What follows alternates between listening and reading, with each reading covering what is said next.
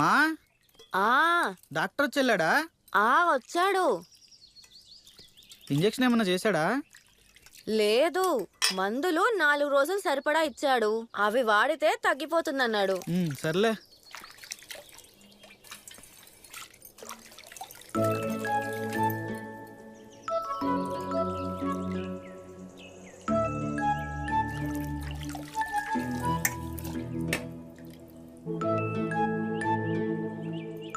సెలవులకని వచ్చినోడివి సరదాగా స్నేహితులతో 4 రోజులు గడపకుండా నీకెందుకురా ఈ పనులన్నీ? ఏంటమ్మా నువ్వు? నేనున్న స్నేహితులతోనే కదా, సరదాగే ఉంది నాకు. అయినా ఇవన్నీ నీకు తగ్గే వరకే కదా, తర్వాత నువ్వే చూసుకోవాలి. నా కోసం ఈ పనులన్నీ నువ్వేం చెయ్యక్కర్లేదురా. నువ్వు బాగా చదువుకుంటే నాకదే చాలు. ఏంటమ్మా నువ్వు? నేనేమన్నా చదువులు మానేసి చేస్తున్నానా? ఇలాంటివన్నీ మనసులో పెట్టుకునే ఆరోగ్యం అంతా పాడు చేసుకుంటున్నావు. ముందా డాక్టర్ ఇచ్చిన మందులు వేసుకొని ఆరోగ్యం కుదుటపడేలాగా చూడు. తర్వాత నీ కోసం చదివే కాదు, జాబ్ కూడా తెచ్చుకుంటా. సరేనా? సరేరా.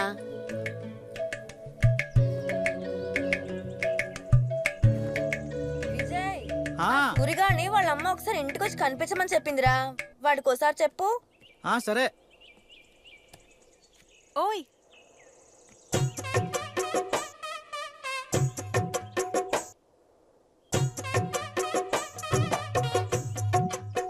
నీ పేరేంటి? విజయ్. చెట్లు ఎక్కడమొచ్చా? ఒసే, వాళ్ళు చెట్టు మీదే కదా ఉన్నారు. మాకు మామిడికాయలు కావాలి, కోసిస్తావా? సరే. మేము ఆ చివరినుంటాం, తెచ్చివ్వు.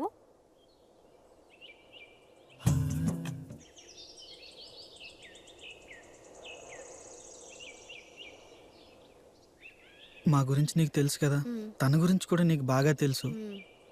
కానీ ఇలా మాట్లాడుతుంది ఎందుకో అర్థం కావట్లేదు. నువ్వు ఒకసారి మాట్లాడి తెలుసుకోవా? సరే విజయ్, నువ్వంత ఫీల్ అవ్వకు. నేను వెళ్ళి కనుక్కుంటాను, సరేనా?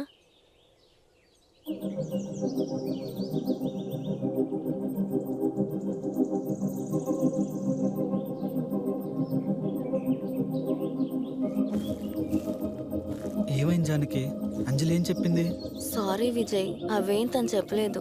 కానీ నువ్వు రావద్దన్నా వస్తున్నావు, ఇబ్బంది పెడుతున్నావని చాలా చిరాగ్గా ఉంది. నా మీద చిరాకు పడ్డం ఏంటి జానకి? అది ఇంకోసారి ఇలాంటివి ఏం చేయొద్దు, తను రావద్దని చెప్పమంది. నిజం చెప్పు జానకి, ఎందుకు తను ఇలా చెప్తుంది? ఏమో విజయ్, ఇంతకన్నా నాకేం తెలీదు, చెప్పలేదు. నువ్వు అనవసరంగా ఇవన్నీ చేసి టైం వేస్ట్ చేసుకోకు. వెళ్ళిపో, నీ పని చూసుకో. సరే, నువ్వు వెళ్ళి జానకి. సరే. ఏడవకే, అమ్మాయి జీవితమే అంతే అంజలి. ఏడిస్తే ఏమొస్తుంది? ఇప్పుడు ఏం చేద్దాం అనుకుంటున్నావు? ఏమో, నాకేం చేయాలో అర్థం కావట్లేదు. నిన్ననే నేను దూరంగా ఉన్నాననే బాధతో సూసైడ్ చేసుకోబోయాడు. మళ్ళీ ఇప్పుడు ఇదంతా తెలిస్తే ఖచ్చితంగా చచ్చిపోతాడు. నేను తట్టుకోలేను. అలా అని పారిపోయినా మా నాన్న మా అమ్మని బ్రతకనివ్వడు. మమ్మల్ని కూడా వెతికి మరీ ఏదో ఒకటి చేస్తాడు. మనుషుల మధ్య ఈ గ్యాస్లు ఇంత కిరాతకం నింపాయేంటో. అలాంటి నాన్నతో ఇంతలా మాట్లాడావంటేనే నీ ప్రేమేంటో తెలుస్తుంది. అన్నీ తెలిసి ఎందుకే ప్రేమించావు? కనీసం ఆలోచిస్తారనుకున్నానే, ఇలా చేస్తారనుకోలేదు.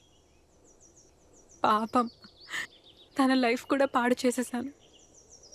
ఎన్ని మాట్లాడుకున్నా బాధే వేస్తుంది అంజలి. ప్రేమ ఎలాగో దూరం అయిపోతుంది. కనీసం ప్రేమించిన మనిషినైనా కాపాడుకో. నేను అదే ఆలోచిస్తున్నాను. అది జరగాలంటే తను నన్ను మర్చిపోవాలి. మర్చిపోతాడనే మొన్న దూరం పెట్టాను, కానీ అలా చేశాడు. దూరం పెట్టకు, తనతోనే ఉంటూ తను మర్చిపోయేలా చెయ్యి. అదెలా జరుగుతుంది? విజయ్ గురించి అనుకోకు. అబ్బాయిలు ప్రేమలో రొమాన్స్ ఉన్నంత వరకే ఎక్కువగా ప్రేమిస్తారు.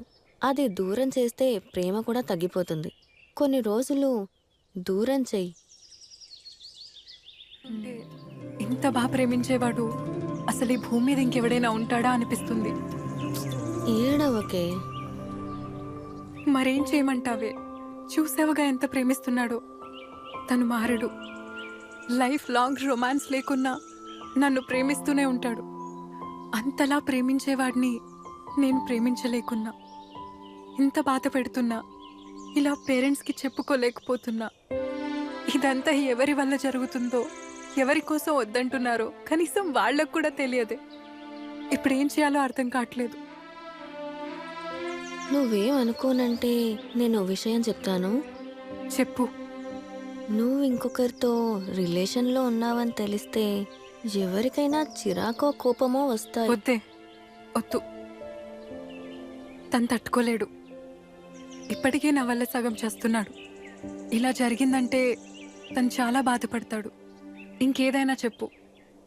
ఇప్పుడు అనేది మొదట్లో బాధపడతాడు, కానీ తర్వాత తనే మర్చిపోతాడేమో. ఇంత బాధ పెట్టడం కన్నా ఒకేసారి చంపేసినా ఇంత పెయిన్ ఉండదేమో. ఏం అవ్వదే, తను హ్యాపీగా ఉండాలనే కదా. ఇప్పుడు బాధపడినా ఏం లాభం లేదు, ఏదో ఒకటి చెయ్యాలి కదా. ఉమ్, కూడా నాకు సరే. ఒక అమ్మాయి ఇంతలా ప్రేమిస్తుందా అని అనిపిస్తుంది అంజలి. ఇద్దరిలో ఇంత ప్రేమ ఉన్నా కలిసి జీవించలేని ఈ సమాజంలో పుట్టారు. అదే మీరు చేసుకున్న తప్పు. నేను చేయని తప్పు కూడా నేను మాటలు పడుతున్నానే.